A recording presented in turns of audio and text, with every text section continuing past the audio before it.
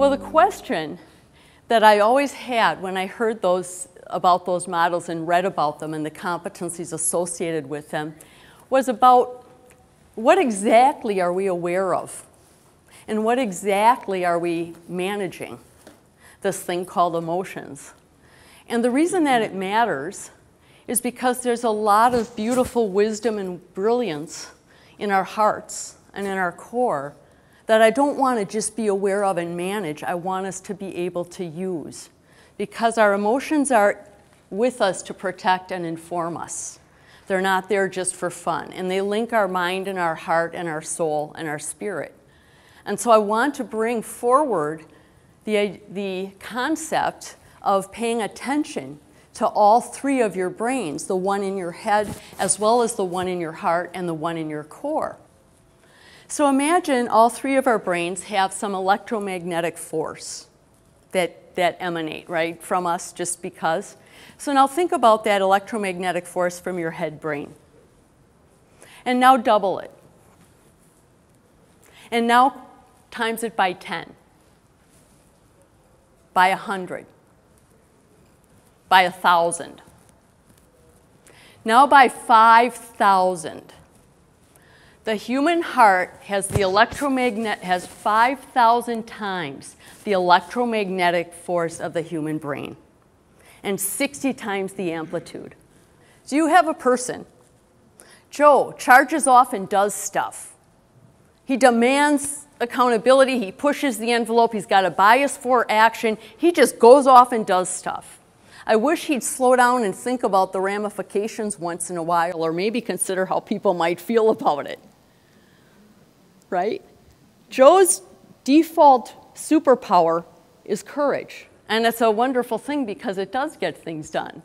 But Joe would be so much more powerful and impactful if he could learn to slow down and pay attention to the other two brains. So one of the key things to remember when you're looking at paying attention to your emotions is paying attention to whose emotion is it, yours or theirs. You know, some of you, I know how it is when you walk into a room and you feel something, right? You're feeling someone's emotion. It's just important to know which is yours and which is theirs. And sometimes highly sensitive people will respond to others' emotions rather than their own. So the first thing when it comes to us is recognize which brain you're in. And then the way that I put it to coaches is invite the other two to have a seat at the table. So, okay, I know how I feel about this. Okay, heart superpower, can you just rest for a minute? Let's ask clarity and connection and courage. Ask clarity and courage what they think. Now be quiet. Be quiet, connection. Listen to the other two and let's hear them. So it starts with us being able to practice that. And again, like I said, I love this because you already have it all. You know, it's not something you have to go out and use. It's just being aware. Practice being aware. And then use that knowledge and wisdom. When we coach other people, here's how it works. Here's how I do it. You can do it however you want, but this is how I do it. First, meet them where they are in the brain they're in. Pause. Invite the other two brains to show up. And then recognize the results. Does that make sense? So let me give you an example. An emotion is a good one because that's the one that's the hardest for people. The thing that people need most when they're emotional is validation of the feeling. If you take nothing else away from this session, the thing people need most when they're having a strong emotion is validation of that emotion. And it's best if you can name that emotion. Do you ever say, I understand, but? How does that work for empathy? Why are you laughing? Why does I understand, but not work? Pardon me? Because number one, you don't understand. Chances are you don't, and even if you do, they don't care. Right? And number two, you're changing the focus to you, not them. So you're not showing empathy where they are. You're not meeting them where they are. Does that make sense? So for example, this guy's been late 4 times out of the last 5 days, and I'm sick of it. I'm sick of it. God, isn't that frustrating when that happens? Somebody just doesn't show up.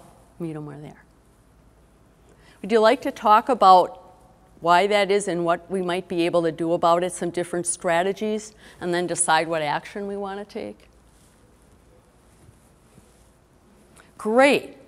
We've talked about it. We think we have a plan of action. We're going to do this. How do you feel about it before they walk out? Good? Yeah. Off you go. I had a person, I coached a lady that was in compliance.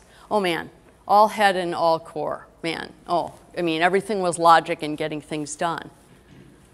And everything stopped when I said, so how are you doing with this? How do you feel when you're telling people this? And so she had to learn and how do they feel when you do it? And how can you help that you and them get it together? Pull all three in. So it's a really simple but very powerful way to look at emotional intelligence by using all three of our brains.